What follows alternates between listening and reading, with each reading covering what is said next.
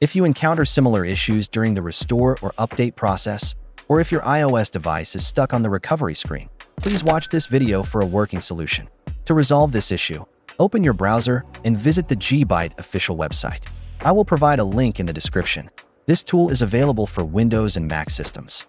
Install it like any other program. Once installed, simply return and launch the tool.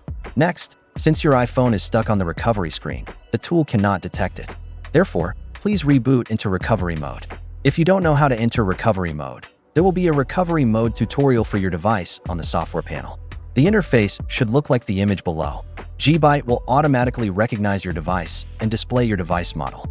Now, firmware is needed to flash the device. Simply click this Start Repair button shown in the image.